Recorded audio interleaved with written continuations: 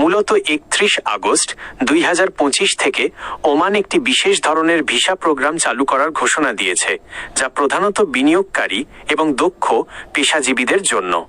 তবে মনে রাখবেন, এটি সাধারণ শ্রমিক বা ফ্রি ভিসার জন্য নয়। নিচে এ সংক্রান্ত বিস্তারিত তথ্য দেওয়া হলো। গোল্ডেন ভিসা প্রোগ্রাম আগামী ৩১ আগস্ট থেকে ওমান তাদের গোল্ডেন ভিসা বা দীর্ঘমেয়াদী রেসিডেন্সি প্রোগ্রামটি নতুন করে সংস্কার করে চালু করতে যাচ্ছে।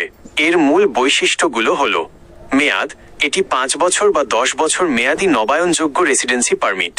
সুবিধা: কোনো ওমানি স্পন্সর ছাড়াই এই ভিসাধারীরা সপরিবারে ওমানে বসবাস, কাজ এবং ব্যবসা করার সুযোগ পাবেন।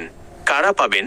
বড় বিনিয়োগকারী, রিয়েল এস্টেট মালিক, উদ্যোক্তা এবং উচ্চ দক্ষতা সম্পন্ন পেশাজীবীরা এই ভিসার জন্য আবেদন করতে পারবেন।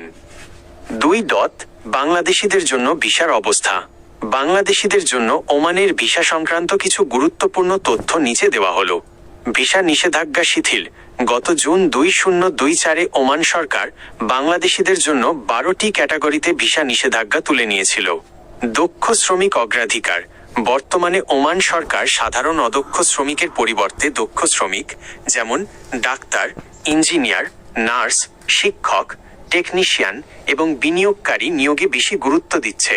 ফ্যামিলি ও visit visa, family joining visa এবং জিসিসি দেশগুলোতে বসবাসরত বাংলাদেশিদের জন্য ভিজিট ভিসাও বর্তমানে চালু রয়েছে। 3. আবেদনের যোগ্যতা: বিনিয়োগকারী ভিসার ক্ষেত্রে নতুন এই নিয়মে বিনিয়োগকারীদের জন্য নির্দিষ্ট পরিমাণ অর্থ ওমানের বিভিন্ন খাতে, যেমন রিয়েল এস্টেট বা বাণিজ্যিক প্রতিষ্ঠান, বিনিয়োগ করার শর্ত রয়েছে। 5 বছর মেয়াদী ভিসার জন্য সাধারণত 2,50,000 ওমানি রিয়াল এবং 10 বছরের জন্য 5 লাখ ওমানি রিয়াল বিনিয়োগের প্রয়োজন হতে পারে। তবে নতুন সংস্কারে এটি 2 লাখ রিয়ালে নামিয়ে আনার আলোচনা চলছে। সতর্কতা: ওমানে সাধারণ শ্রমিকের নতুন ভিসা চালু হওয়া নিয়ে অনেক সময় গুজব ছড়ায়। যে কোনো ভিসার জন্য আবেদন করার আগে ওমানি দূতাবাস বা বিশ্বস্ত রিক্রুটিং এজেন্সির মাধ্যমে তথ্যের সত্যতা যাচাই করে নিন। আপনি কি বিশেষ কোনো ক্যাটাগরির, যেমন ওয়ার্ক ভিসা বা ফ্যামিলি ভিসা তথ্য জানতে চাচ্ছেন?